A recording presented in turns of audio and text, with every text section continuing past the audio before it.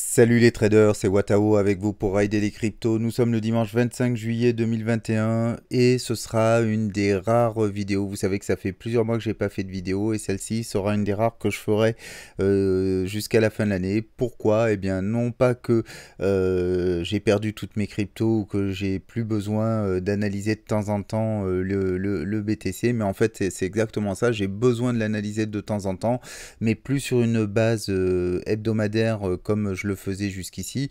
Alors, vous le savez, moi, ces analyses, je les partage avec vous, mais c'est un peu mon journal de trading. C'est parce que j'en avais besoin jusqu'ici sur une base hebdomadaire, mais ce n'est plus le cas. J'ai plus besoin d'analyser le Bitcoin en weekly parce que depuis quelques mois, je me suis fortement intéressé à toute autre chose.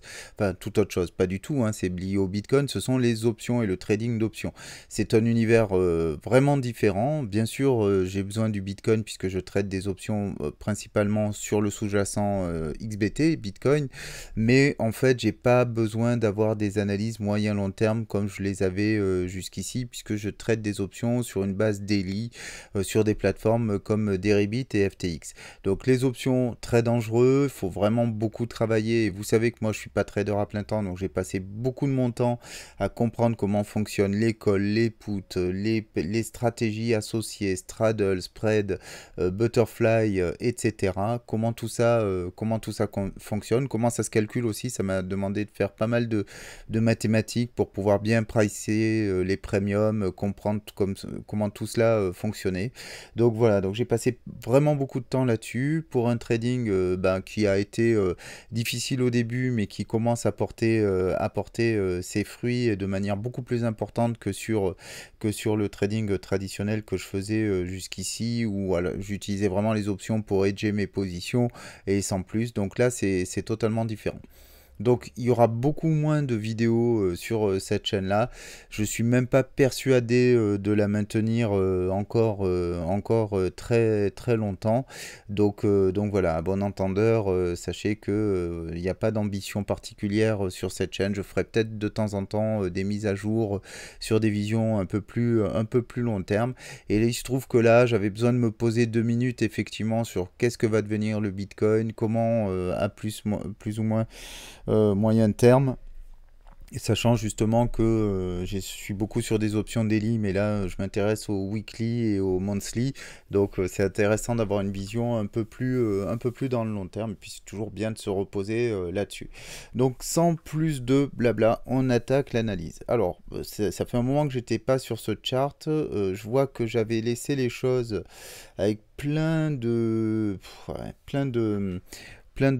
on va dire, de supports. Donc ça, ça, c'était vrai dans une vision un petit peu, c'était intéressant dans une vision un petit peu court terme. Bon, là, on va faire un truc, hein, on va aller très vite, faire très simple. Tout ça, hop, on va se dire que ces points sont tout à fait pertinents, mais on n'en a plus besoin comme ça. Donc on est dans quoi en fait? On est dans un range, hein, très clairement. Voilà, on va juste prendre le soin de marquer ce range. Ce range, il démarre surtout ici et ici. On peut garder ça en vert. Et même ça, j'ai envie de dire, tous ces petits supports résistance que j'ai mis là, on va supprimer tout ça. De toute façon, vous allez savoir très très bien les tracer. On les avait tracés à partir d'ici. Hein. Regardez comme ils sont avérés pertinents, plus ou moins d'ailleurs en fait. Voilà. Mais en fait, on est dans ce range-là. Tout ça aussi, est-ce que j'ai besoin de le garder? Non, pas tellement. Est-ce que ça va me le sélectionner? Non, il faut que je sélectionne comme ça, c'est chiant.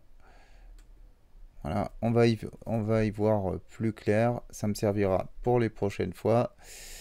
Celui-là, je vais le garder parce que ça va être un obstacle assez important. Bon, voilà, je garde quelques notions ici. Et puis ici, ce support, puisque effectivement, on est dans ce range-là. Hein, donc, en fait, vous savez que les ranges, en général, je préfère faire une boîte. Voilà, que je mets en général en violet. Et on va un peu opacifier tout ça. Ça le fait ou ça le fait pas? Voilà. Donc on est là-dedans et depuis plusieurs semaines. Alors autant vous dire que pour les options c'est le paradis, surtout pour trader la volatilité. Alors vous le savez aussi, dans mes précédentes vidéos, je vous disais toujours, bah, je suis pas un trader de range. Bah, c'est vrai, je suis pas un trader de range. Trader de manière traditionnelle là-dedans, c'est trop casse-gueule pour moi. En tout cas, je m'en sors pas. Pourtant, on pourrait se dire, c'est facile, hein. Là, on voit bien les points de support, etc. Ce serait assez simple de faire quelque chose. Mais je suis pas doué là-dedans. Par contre, avec les options, eh ben, là, oui, ça devient super intéressant. Et avec des effets de levier importants, quoi. Donc voilà, donc pour du point de vue Renko, encore une fois, ben, on est toujours dans le range, on n'est pas vraiment sorti. Ce qu'on peut dire, c'est qu'on est toujours en dessous de la moyenne mobile 200, là, qui est particulièrement parlante, donc c'est pas très bullish tout ça. Est-ce qu'on va aller retourner voir le haut du range? Je suis pas sûr. Souvent sur un range aussi, ce qu'on regarde en général, c'est le milieu du range, hein, c'est ça qui est intéressant. Hop, si on le fait là, est-ce qu'il me l'a pris? Non. Voilà. Ce qui va être intéressant, c'est de regarder ici le milieu du range. Je dois être à peu près au milieu. Qu'est-ce que ça dit? Ouais, j'y suis. Hop, on va le passer en violet aussi. Comme ça. Donc là, il y a fort à parier que même si ça se poursuit à la hausse ici, ben, la zone qu'il va falloir regarder, c'est celle-ci et probablement qu'on sera rejeté. En plus, vous voyez, hein, ici, c'est vraiment un support résistance assez fort. Donc il y a fort à parier qu'ici, on sera rejeté et qu'on retournera voir le bas du range pour éventuellement dropper plus bas ou monter. Mais si je regarde rapidement RSI et stochastique, la direction devrait plutôt être vers le bas désormais. Donc même si on va toper ici le milieu du range, c'est pour moi aller vers le bas.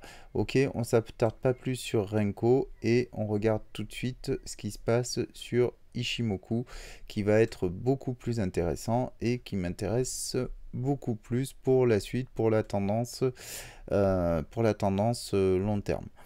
Alors, ce qu'on disait auparavant, on disait ben, qu'en quarterly, donc en trimestriel, on était toujours haussier et que sur d'autres, sur monthly aussi, weekly aussi, et daily, tendance haussière, bullish, bon voilà, c'était tout haussier la dernière fois que j'ai fait cette vidéo. Est-ce que c'est toujours le cas? Alors, sur le quarterly, bon, bah, on est toujours haussier, bah oui, oui, oui, puisqu'on a croisé ici Tenkan Kijun et qu'on n'a pas recroisé vers le bas, donc on n'a pas matérialisé la baisse. Néanmoins, on a des signes baissiers assez forts. On peut dire aussi que voilà, on a une divergence baissière ici qui est assez importante. Tiens, on va enlever ça, ça nous sert plus à rien. Donc on va juste se dire que effectivement, ce qui apparaissait déjà depuis longtemps hein, comme une divergence baissière, mais franchement, j'avais du mal à me dire que ça allait se matérialiser réellement, bah, c'est un peu en train de le faire hein, entre ça et ça. Donc on a cette divergence baissière qui se matérialise. Par contre, on n'a pas encore fermé la pince. Donc pour l'instant, voilà, on voit qu'ici on a trouvé un support à ce niveau-là et qui tient. On va enlever ces traits blancs qui sont le channel haussier qu'on a breaké évidemment. Donc ici, on a ça là on a ce support qui a joué son rôle ici avec ces deux mèches qu'il matérialise. Alors ça c'est pas du Ishimoku bien sûr.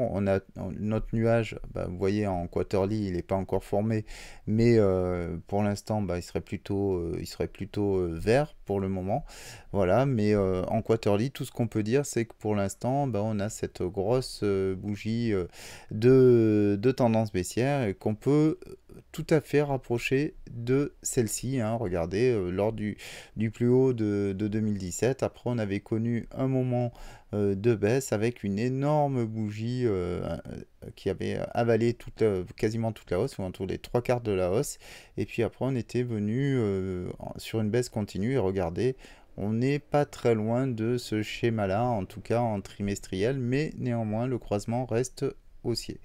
Ok, ça ne nous parlera pas plus à ce niveau-là en trimestriel. On va regarder le monthly. Alors le monthly, le mensuel, ben écoutez, on va retrouver la même chose que sur le trimestriel, c'est-à-dire que on n'a pas de signe encore définitif du changement de tendance. Bien sûr, le prix est venu casser ici la Kijun hein, en mensuel là, sur le mois de juillet. On voit que on risque de clôturer sous la Kijun, donc ça va être le signal qu'on va regarder de très près parce que ça va être un signal de baisse. La lagging span, la Chikou, elle est toujours au-dessus du prix, évidemment.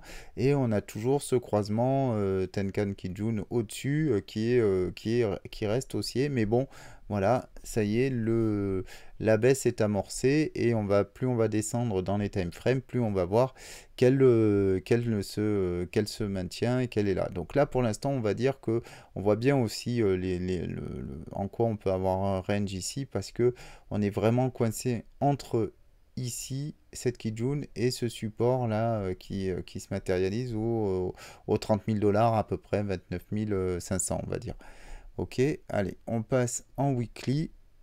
Là, ça va devenir très intéressant. Alors, en weekly, je vous rappelle que ce que je vous disais dans toutes les vidéos précédentes, que ce croisement Tenkan Kijun là, du 11 mai 2020 a vraiment été un signal très très fort, très très pertinent de la hausse. C'est-à-dire qu'à partir du moment où on a fait ce croisement, on a été sur une hausse continue pendant un an, en fait. Hein. Regardez, si on va jusque là, ça je n'ai pas remarqué, mais oui, puisque j'avais pas fait de vidéo à ce moment-là, 11 mai, et ici 3 mai, donc vraiment à une semaine près, à 7 jours près, pendant un an, à 8 jours près, voilà, un an de croissance lié à ce croisement Tenkan Kijun qui montre la puissance d'Ishimoku.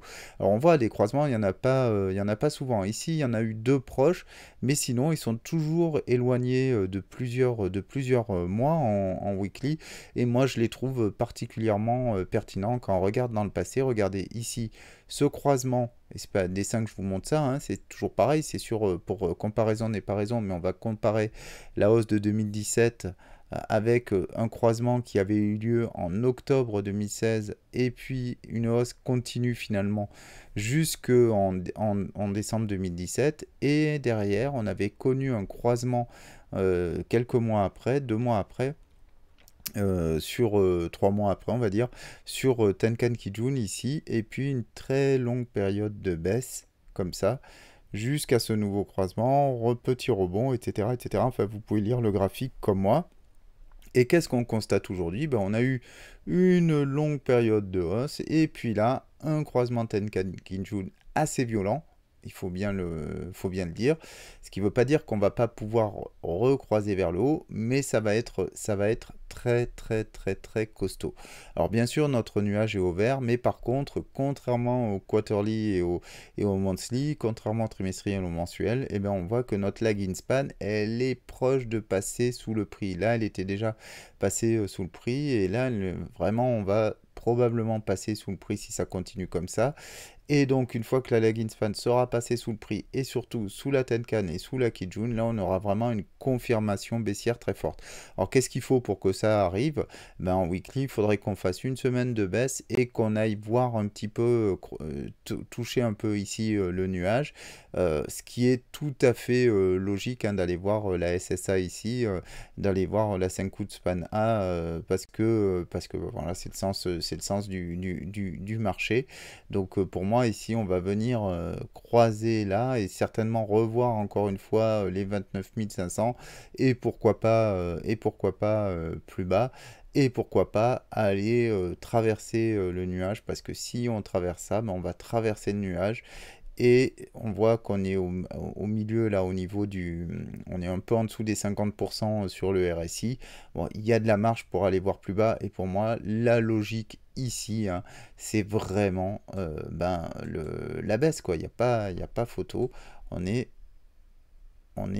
baissier complètement. Voilà. Alors jusqu'où ça difficile de le dire. En tout cas, à minima, effectivement, on va, à mon avis, voir beaucoup plus bas. Le minimum du minimum, aller combler les gaps. On a un gap à 9000 dollars. Alors, bien sûr, dire, on est loin de là.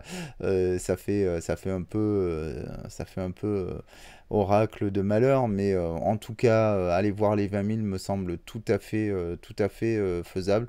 On va voir ça un peu plus, d'un peu plus près avec Elliott Wave, mais bon, voilà. Pour moi, la tendance est très clairement baissière. Ça exclut pas un rebond, mais enfin, le nuage est assez fin. Donc, une fois qu'on va arriver dans ces zones-là, d'ici 2 3 semaines, je pense qu'on va casser vers le bas. En tout cas, ça me semblerait pas surprenant du tout, n'en déplaise à ceux qui pensent que ça va durer, qu'on va repartir vers le haut. Alors, on va se mettre dans le 3 jours. C'est pas un time frame que j'ai l'habitude de vous montrer, mais j'aime bien de temps en temps le regarder. Il est toujours intéressant, c'est un bon intermédiaire. Ça se traite pas mal, en trading traditionnel, pas en option, pas dans ce que je fais maintenant, mais c'est intéressant parce que en fait ça nous montre un peu mieux ce que la tendance. Et là, voilà, pour moi, dans le 3 jours, on voit ce qu'on va voir sur le weekly dans pas longtemps. C'est-à-dire que, bon, voilà, on avait toujours ces croisements là, du coup, ils sont un peu plus importants. Notre croisement baissier ici, à partir du moment où on a connu ça, regardez, ça n'a pas fait un pli, on est venu péter tout le nuage. Depuis, on est remonté dedans, mais ça n'a pas tenu, hein. Et on est toujours là à l'intérieur. Alors c'est vrai qu'en 3 jours, on peut se dire oui, mais est-ce qu'on va pas pouvoir aller remonter ici jusqu'au nuage, voire essayer de tester la Kijun. Alors je dis pas que c'est impossible, ça me semble compliqué, mais c'est vrai qu'on a ce support-là, hein, avec ces 3 touchettes-là. Donc c'est tout à fait envisageable d'avoir quelque chose qui permette de remonter là. Mais de là à croiser et à repasser au-dessus du nuage, ça me semble compliqué et compromis. Dans le sens où, voilà, là pour le coup, la Laginspan, la Chikou, elle est vraiment passée sous le nuage. Vous voyez, elle peine à rentrer dedans. Donc pourquoi pas avoir quelque chose, comment on dit, de ce type-là, c'est-à-dire avoir quelque chose comme ça. Mon scénario le plus optimiste, ce serait ça. Voilà, ça serait vraiment le scénario le plus optimiste au niveau du prix. Et ici, ben ouais, bon, pour moi on ferait ça. Je vois difficilement quelque chose, je vois difficilement quelque chose comme ça. Bon, pourquoi pas. Ça serait vraiment le scénario le vraiment optimiste, hein, c'est qu'on reparte vers le haut. On regardera dans Elliott Wave, mais moi je pense que plutôt on va continuer au moins un peu plus bas et peut-être plutôt sur quelque chose, comme ça avant de repartir plus haut, ce qui n'est pas forcément super bullish, évidemment. Et pas du tout.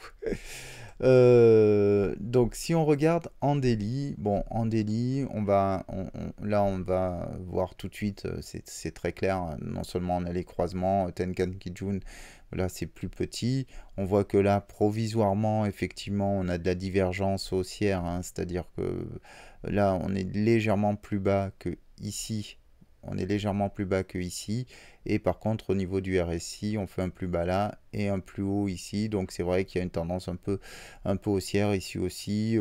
Ouais, en fait par rapport à ce plus bas là on est plus bas en RSI, mais bon, c'est pas une divergence, c'est simplement on range là et on continue. Pour moi, il va falloir quand même, on disait par rapport au scénario qu'on disait tout à l'heure, là on est en train d'échouer sur le bas du nuage, sur la SSA. Donc est-ce qu'on va aller là pour rencontrer la SSB qui est quand même plus costaud que la SSA d'une manière générale avant de redropper? Pourquoi pas, mais on peut tout à fait, si on est pessimiste, directement partir ici plus bas. Ça on le saura, ben, on le saura dans les jours qui viennent, là, si on arrive à rentrer dans le nuage ou si on continue ici à se faire rejeter et à repartir plus bas. De toute façon, là on n'a pas de croisement encore, hein. Donc ça sent plutôt mauvais pour arriver à traverser le nuage, même s'il s'affine un petit peu. Voilà, est-ce que ça vaut le coup de descendre dans les plus petits time frames? Ouais, ça confirme un petit peu ce que je disais. Là, sur le 12 heures, la SSB, on la passe pas, mais on a le croisement qui s'est fait. Donc, bon, on est au-dessus dans le 4 heures, c'est logique. C'est logique. Bon, Ouais, mais on est repoussé au niveau RSI, ici on est baissier, donc ouais, moi je pense plutôt que là, on va finir la journée dans le rouge, hein. On va continuer à aller vers le bas et on va recroiser ici parce que le RSI ici, bah, on était déjà en surachat, donc on va repartir plus probablement vers le bas, pas forcément avec beaucoup de force, mais ici, je crois qu'on va croiser le nuage assez rapidement. Allez, hop, voilà pour Ishimoku. On va regarder, et c'est surtout pour ça que je fais cette vidéo aujourd'hui, ce que nous dit Elliott Wave. Alors, Elliott Wave, alors ça fait justement, je voulais me remettre sur Elliott Wave pour regarder un peu la tendance plus long terme. Et là, qu'est-ce qui saute aux yeux? Bah, c'est ça, hein, regardez ici, 1, 2, 3, 4, 5, et boum, ici on perce complètement cette 4 que j'avais laissé là pour avril. Donc vous voyez, je pense que j'avais dû le faire en avril, ce schéma-là. Et donc on voit qu'on est complètement hors des clous d'une 4, hein, puisqu'une 4, c'est plutôt les 23, les 23,6, voire les 38,2. Mais là, on est très clairement bien au-delà. On a passé les 50 et on aurait dû voir les 61,8 qu'on n'a pas vu, ce qui me fait dire d'ailleurs aussi qu'on devrait aller plus bas. Et donc 50 ou 61,8, qu'est-ce que ça signifie? Bah, ça signifie qu'on est sur une vague 2 en général, c'est des profondeurs de vague 2. Ce qui veut dire quoi? Ce qui veut dire que ben, mon schéma là, il n'est pas bon, mes vagues, elles sont pas bonnes. Alors, dans quelle mesure ne sont-elles pas bonnes? Bah, en fait, il n'y a qu'une seule solution à l'équation. À moins qu'on se dise que voilà, le Bitcoin va complètement s'effondrer, ça veut dire pour moi tout simplement que ces vagues 5 ici, alors hop, on l'avait mis là, on était à 90 000, je vais la mettre carrément plus haute, plus loin, on s'en fout un peu en fait. Ça veut dire que ici, soit on considère, on est sur une valeur de vague 2, je vais le faire à l'envers.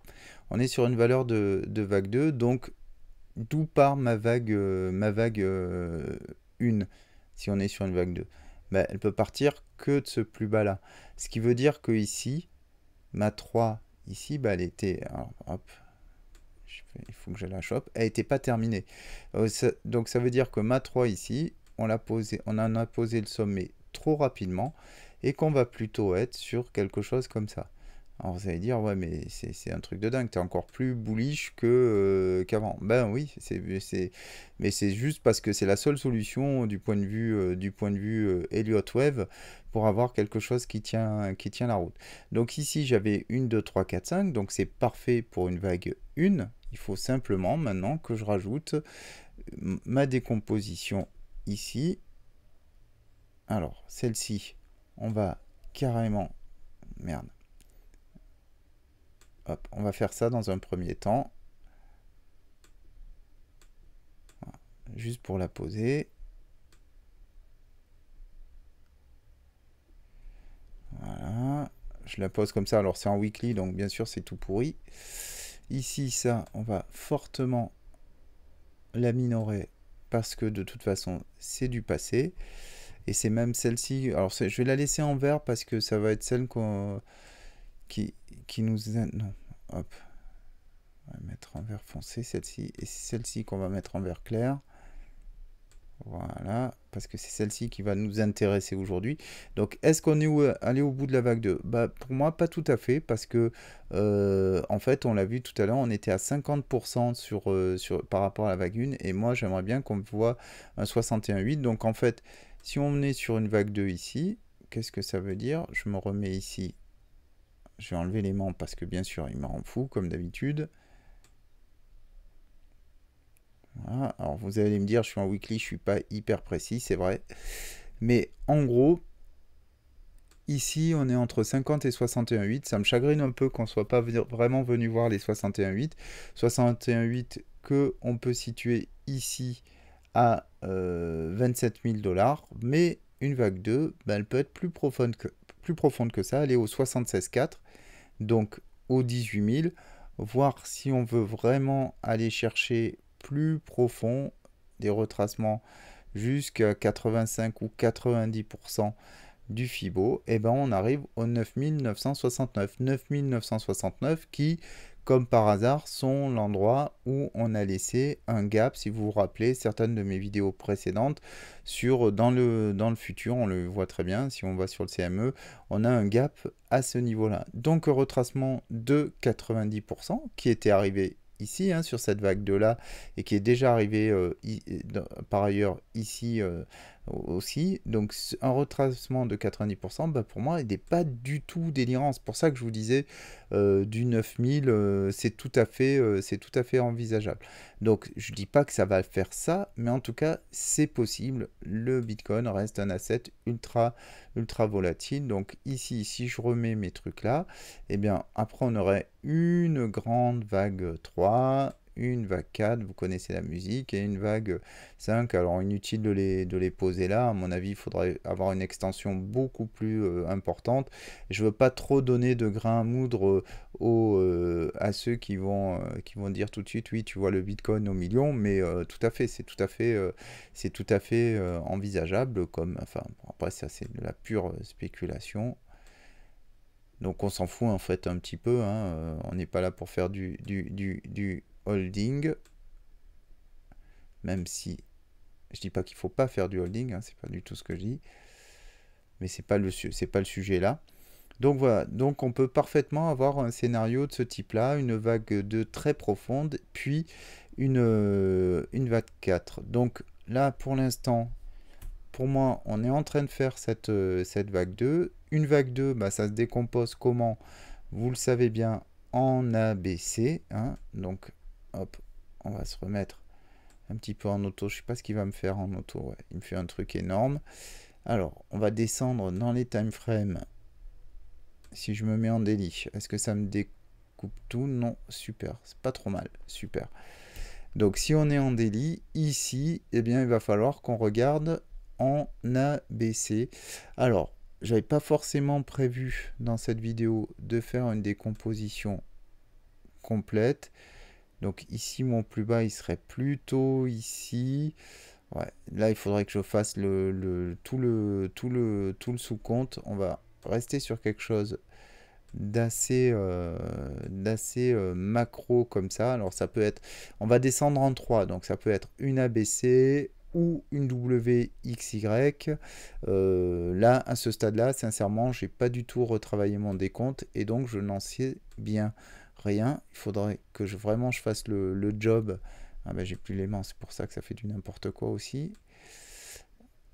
Voilà, c'est un peu mieux placé. Donc là, il faudrait voir si j'ai 1, 2, 3, par exemple 4, 5. Si je peux faire ça avec une tronquée ici, ça décomposerait bien une A. Ici une B.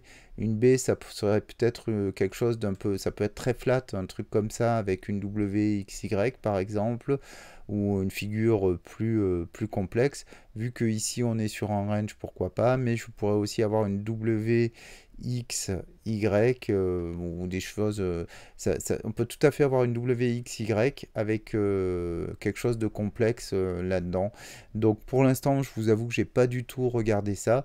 Et c'est vrai que c'est pas forcément quelque chose qui m'intéresse maintenant de rentrer dans le décompte précis de cette vague de descente. Parce que, comme je vous le disais, je vais plus trader en fonction de ça au niveau volatilité. En tout cas, je ne veux pas faire une vidéo trop longue aujourd'hui, mais grosso modo, ici, on va descendre en 3, mais forcément, je privilégie la ABC sur une vague 2, contrairement à d'autres figures plus complexes qu'on va facilement retrouver sur des vagues 4.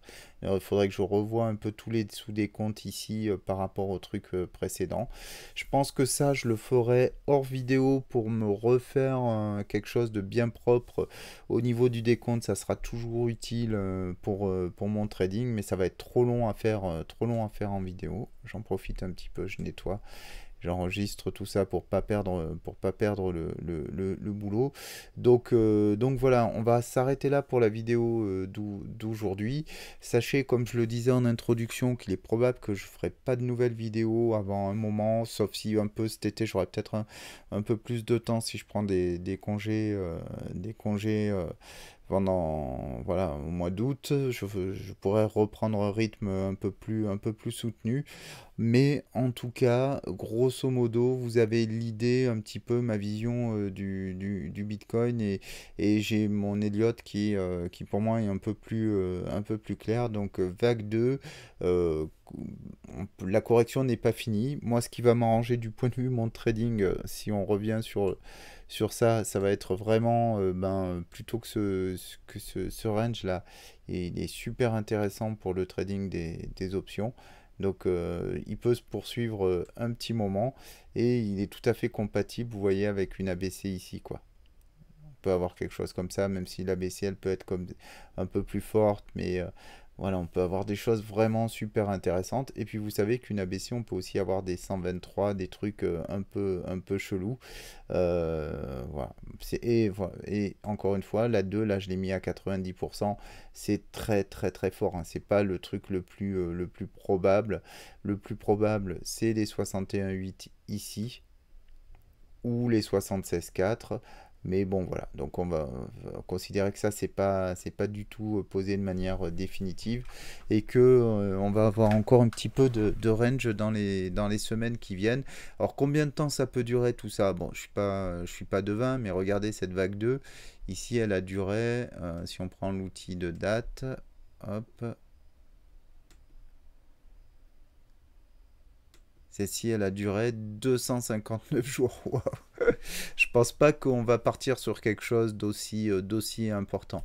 En fait, je vous dis mon sentiment, c'est pas de l'analyse, mais finir l'année avec une bonne chute, un truc voilà qui fait un peu désespérer tout le monde, un bon hiver crypto, ça me semblerait tout à fait logique et dans la droite lignée de ce qu'on a connu les années précédentes, l'année 2020 étant très atypique. Pourquoi pas avoir un bon hiver crypto et se retrouver là en décembre avec quelque chose de très bas. Vous voyez, sans faire exprès, je les ai placés autour du 21 décembre. Ouais, ça me paraît tout à fait envisageable d'avoir un scénario comme ça. Hiver crypto, tout qui se casse la gueule. Alors, si on arrive sur ça, et que vous n'avez pas désespéré des cryptos, il y aura des beaucoup à faire à la fin de l'année pour acheter notamment sur des altcoins avec des stratégies d'investissement long terme en choisissant, en sélectionnant les altcoins qui ont le plus d'avenir mais qui vont être fortement dévalorisés. Ben, ce sera le moment de remplir les bagues pour un printemps des altcoins un peu plus un peu, où on va pouvoir faire des x2, x3, x4. Donc ça, c'est une stratégie que j'avais fait il y a 2 ans avec succès. Donc il faudra regarder de ce côté-là aussi. Qu'est-ce qu'on peut dire d'autre? J'ai lu quelque part qu'il y avait encore pas mal, un tiers des investisseurs qui étaient coincés au-dessus des 40 000 $, un truc comme ça. Donc quand ces gens-là vont commencer à désespérer, on peut s'attendre à des gros drops. Et moi, si j'étais market maker, mon objectif là, ce serait de faire désespérer tous ceux qui ont acheté ici. Tous ceux qui ont acheté là-haut, là, tous les tardifs, le grand public qui sont venus acheter là, toute cette zone-là, tous ceux qui ont rempli leur bague ici, bah là, il faut les faire cracher au bassinet. Et j'ai lu quelque part, je sais plus d'où vient le chiffre, mais en gros qu'il y avait beaucoup de monde encore qui n'avait pas vendu, parce que ben effectivement, ils ont peut-être perdu, peut-être perdu la moitié, mais c'est pas encore suffisant. Donc là, eux, il va falloir les faire bien pleurer et c'est le but du market maker là. Il faut qu'ils rendent l'argent, il faut qu'ils désespèrent et puis quand on aura purgé ça, surtout si on va jusqu'au 90%, ah ben le voilà, le gap je l'avais mis là, 9962.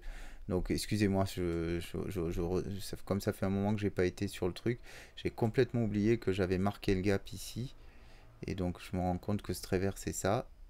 Et donc si j'arrive à placer mon Fibo à 100%,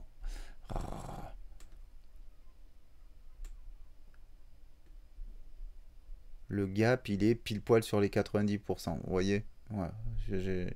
Donc écoutez, voilà. on fait la vidéo, on verra ce qu'il en est. Peut-être que ce sera pas du tout ça le scénario, mais aller combler le gap et faire un drop de 90%, eh ben, moi, c'est un scénario qui me parle complètement, qui me paraît pas du tout délirant et qui me paraît même vachement sain parce que si ça se réalise, bah, déjà, ça va être super pour investir et puis derrière, ça va permettre d'avoir une vague 3 mais un truc de malade, quoi. Donc c'est peut-être même un scénario souhaitable. Rincer là tous les retails, toutes les mains faibles, venir rincer tout le monde, se recharger tranquillou dans les 9000 et puis après to the moon quoi. Bon allez, sur ce les traders, je vous dis pas à la semaine prochaine, je vous dis à une prochaine fois. Si vous êtes toujours intéressé par la chaîne et si ben, je la conserve parce que peut-être que je la supprimerai, mais c'est pas dit, on décidera à la fin de l'année je pense. Et puis je vous souhaite de bonnes vacances si vous êtes en vacances ou si vous en avez cet été. Ciao les traders, à bientôt.